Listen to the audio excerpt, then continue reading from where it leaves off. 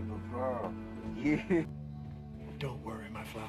I love you. Movie Florida के एक शहर मियामी के फ्यूचर पर आधारित है, जहां क्लाइमेट चेंज के विनाशकारी प्रभावों के कारण बहुत ज्यादा बाढ़ और भीषण तापमान बढ़ गया होता है। अब शहर बिल्कुल ही बदल गया है। इसके कई निवासी असहनीय गर्मी के कारण रात में अपने काम काज करने के लिए मजबूर हो चुके हैं। चारों तरफ गरीबी ही गरीबी होती है, इसीलिए कुछ निवासी झुग्गियों या नावों में रहने को मजबूर हैं। इस अंधकारमय और निराशाजनक माहौल में लोग खुशी के समय की यादों को संजोए हुए होते हैं। निक और एमिली दोनों पूर्व सैनिक ने रेमिनिसेंस टैंक नामक एक अनोखा बिजनेस शुरू किया होता है। इन दोनों का यह बिजनेस लोगों को मॉडर्न तकनीक का यूज करके उनकी सबसे प्यारी यादों को ताजा किया जाता है, जिससे उनका अनुभव एकदम से रियल लगता है। अगले सीन में निक के एक परिचित पूर्व सैनिक हैंक को दिखाया जाता है, जो रेमिनिसेंस सर्विस का यूज कर रहा है। निक उसे 13 साल पहले एक धूप वाले दिन में ले जाता है, जब वह अपने प्यारे पालतू कुत्ते के साथ खेल रहा था। जबकि हैंक अपने बेहतरीन यादों में खोया होता है, निक यादों की इस अनुभव को एक शक्तिशाली दवा बताता है, जो लोगों को अपने चाहने वालों के साथ फिर से जुड़ने और अपने जीवन के सबसे महत्वपूर्ण पलों को जीने का चांस देता है। हालांकि निक यह भी चेतावनी देता है कि इन यादों की बहुत ज्यादा चाहत एक खतरनाक लत का कारण बन सकती है, जो लोगों को उनके अतीत में फंसाती है और उनका वर्तमान छीन लेती है। अंत में निक खुलासा करता है कि रेमिनिसेंस टैंक के माध्यम से ग्राहकों द्वारा अनुभव की गई हर एक यादों को छोटे फ्लैश ड्राइव में स्टोर किया जाता है। अब किसी का डेटा स्टोर करना ही इस सर्विस के जोखिम को बढ़ा देता है। इसके बाद रात में जब निक और एमिली अपना शॉप बंद करने वाले होते हैं, तो मई नाम की एक ग्राहक अपनी खोई हुई चाबियां ढूंढने में मदद मांगती है। जैसे ही निक मई को देखता है, वह तुरंत उसकी ओर आकर्षित हो जाता है और एमिली के यह बताने के बावजूद कि बहुत रात हो चुकी है, वह फिर भी उसकी मदद करने को तैयार हो जाता है। बिना समय बर्बाद किए वह मई को मशीन में डालता है और उसे उसकी सुबह की दिनचर्या की यादों में डुबो देता है। जब मई अपनी याददाश्त पर काम कर रही होती है, तो निक उसे और उसके कमरे में सभी चीजों को भी देखता है। अब एमिली उसे बताती है कि मई ने चाबियां अपने बैग में रख दी और उन्हें ड्रेसिंग रूम में छोड़ दिया। अब काम हो जाने के बावजूद निक उसकी याददाश्त को जारी रखता है और उसे पता चलता है कि मई एक नाइट क्लब सिंगर है। खैर, सेशन समाप्त होने के बाद मई चली जाती है, लेकिन अनजाने में अपना बरेली वाला झुमका छोड़ देती है। अगली रात निक मई की याद में देखे हुए उसी नाइट क्लब में जाता है, क्योंकि उसे मई का झुमका लौटाना होता है। अब मई अपना गाने वाला काम करने के बाद वह उसके पास आती है और दोनों के बीच थोड़ी बातचीत होती है। जब वह उसकी बालियां लौटाता है, तो अचानक मई उससे उसे अपने अपार्टमेंट तक ले जाने का रिक्वेस्ट करती है। निक, जो उसकी सुंदरता से दंग रह गया था, बिना सोचे मान जाता है और जैसे ही दोनों घर पहुंचते हैं, उनमें जोश भर के प्यार हो जाता है। अपनी अंतरंग मुलाकात के बाद निक और मई छत पर दिल से दिल की बातचीत करते हैं। अब मई सवाल करती है कि निक मेमोरी टैंक का अधिक बार यूज क्यों नहीं करता है, जिस पर निक बताता है कि छोटी खुराक में यादें बेहतर होती हैं। तभी अचानक यह पता चलता है कि निक इस पूरे समय मेमोरी टैंक में मई के बारे में ही सोच रहा था। यह सब कुछ उसकी कल्पना मात्र थी। एमिली उसे टैंक से बाहर निकालने की कोशिश करती है, लेकिन निक अपनी ड्रीम गर्ल के बारे में सोचना बंद नहीं कर पाता है। अब यह पता चलता है कि मई कुछ महीने पहले ही रहस्यमय तरीके से गायब हो गई थी और अब निक बार बार मेमोरी टैंक का यूज करके उसके ठिकाने का पता लगाने की कोशिश कर रहा है। वह अक्सर उस क्लब में जाता है जहां वह काम करती थी और उसके दोस्तों से सुराग मांगता है, लेकिन कोई फायदा नहीं होता है। जब कुछ भी काम नहीं करता है, तो निक एक स्पेशल दवा लेता है और मई की यादों में वापस चला जाता है। तभी एक बार वह अपने सामने के दरवाजे पर जोर से पीटने की आवाज सुनकर जाग जाता है। निराश और आधी नींद में निक गुस्से में दूसरी तरफ के व्यक्ति पर चिल्लाता है और फिर उनका सामना करने के लिए आगे बढ़ता है। लेकिन जब वह दरवाजा खोलता है, तो उसे वहां कोई नहीं मिलता है, केवल वही एक बरेली का झुमका जमीन पर पड़ा होता है। अब निक को पता चलता है कि ये झुमके उसकी पूर्व प्रेमिका मई के हैं और वह एमिली को इसके बारे में बताता है। हालांकि वह इसे खारिज करते हुए कहती है कि झुमके पहले से ही वहां पड़े होंगे। बाद में दोनों माइल्स नामक एक मरते हुए अपराधी से यादें निकालने के लिए पुलिस स्टेशन जाते हैं। निक किसी भी उपयोगी जानकारी को पाने के लिए तब तक संघर्ष करता है जब तक कि उसे माइल्स के बॉस सेंट, जो और साइरस बूटे नामक एक करप्ट पुलिसकर्मी के बीच बातचीत का पता नहीं लगा लेता है। वे एक नाइट क्लब में होते हैं और आश्चर्य की बात यह है कि मई भी वहाँ गा रही होती है। अब ऐसा लगता है कि वह किसी चीज को लेकर उत्साहित है। जैसे जैसे यादाश्त बढ़ती है, निक को पता चलता है कि मई ने सेंटजो से नशीले पदार्थों का एक बैग चुरा लिया और भाग गई। अगले दिन निक न्यू ऑर्लियंस नाइट क्लब के लिए निकल पड़ता है और नकली नाम का यूज करके सेंटजो क्लब में एंटर करता है। दुर्भाग्य से जो उसके झूठ को समझ जाता है और अपने आदमियों को उसे पीटने का आदेश देता है। जब निक आखिर में कबूल करता है कि वह मई को ढूंढने के लिए यहाँ आया है, तो जो बताता है कि जब से उसने चोरी की है तब से उसने उसे नहीं देखा है। फिर वह अपने गुर्गों को निक को पानी में डुबाने के लिए कहता है। अब जब वे निक को पानी में डुबाए होते हैं, ठीक तभी एमिली वहाँ आ जाती है और लोगों से लड़ना शुरू कर देती है। संख्या में कम होने के बावजूद वह अपने सटीक शॉट से उनमें से हर एक को मार गिराती है और निक को बचा लेती है। मियामी पहुंचने के बाद निक कहता है कि दाल में कुछ काला जरूर है। उसका मानना है कि मई बस उसके साथ खिलवाड़ कर रही थी और उसने उसका भी कुछ जरूर चुराया होगा। एमिली सोचती है कि वह पागल हो रहा है, लेकिन निक उससे पूछता है कि वह आखिरी बार मई से कब मिली थी। फिर वह उसे मामले की आगे की जांच करने के लिए मेमोरी टैंक में जाने के लिए कहता है। यादों में हमें दिखाया जाता है कि मई के गायब होने से पहले वह शराब की बोतल लेकर एमिली से मिलने आई थी। दोनों अपने रिश्तों और परिवारों सहित कई चीजों के बारे में बात करते हैं। मई यह भी एक्सेप्ट करती है कि वह एक कट्टर नशेड़ी है। बाद में जब एमिली वॉशरूम जाती है तो मई चुपके से मेमोरी वॉल्ट में एंटर करती है और एक मेमोरी चिप चुरा लेती है। अब प्रेजेंट में जैसे ही एमिली टैंक से बाहर निकलती है, वह मई की नशीली दवाओं की लत को छिपाने के लिए खुद का बचाव करने की कोशिश करती है। हालांकि निक इसे ज्यादा महत्व नहीं देता है और मेमोरी वॉल्ट की ओर भागता है। थोड़ी देर खोजने के बाद उसे पता चलता है कि एक यंग लेडी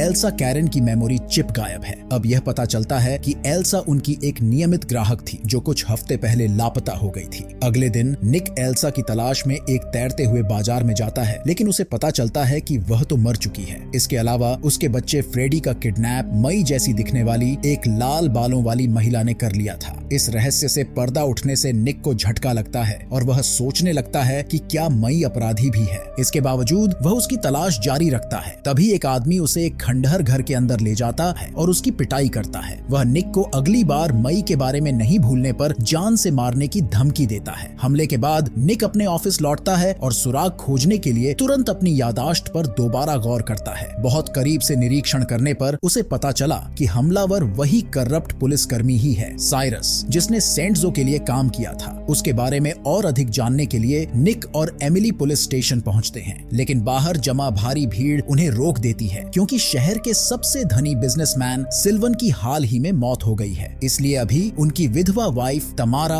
और उनके बेटे सेबेस्टियन को बाहर निकाला जा रहा है। जैसे ही निक तमारा को देखता है, वह उसे रेमिनिसेंस टैंक के पूर्व ग्राहक के रूप में पहचान जाता है। इसलिए वह अपने ऑफिस की ओर भागता है और उसकी मेमोरी के ड्राइव को ऑन कर देता है, जहां वह अपने हस्बैंड सिल्वान के साथ डांस करती हुई दिखाई देती है। इसके बाद वह एल्सा की मेमोरी को प्ले करता है, जो अपने अमीर प्रेमी के साथ अपने समय का आनंद ले रही होती है। अब जब निक दोनों क्लिप का कंपेयर करता है तो उसे एक आदमी की आवाज दोनों क्लिप में सुनाई देती है। इसका मतलब है कि एल्सा का सिल्वान के अलावा किसी और के साथ चक्कर था। इसके अलावा फ्रेडी का जन्म उनके अवैध संबंधों के कारण हुआ था। दोनों क्लिप को एक साथ रखने के बाद निक निष्कर्ष निकालता है कि सिल्वन के दूसरे बेटे सेबेस्टियन ने एल्सा और उसके बेटे को मारने के लिए साइरस को काम पर रखा था। उसका इसके पीछे उद्देश्य यह था कि वह अपने फादर की प्रॉपर्टी का एकमात्र उत्तराधिकारी बनना चाहता है। यह सब जानने के बाद निक हर चीज की तह तक जाने का फैसला करता है, इसलिए वह बंदूक लेकर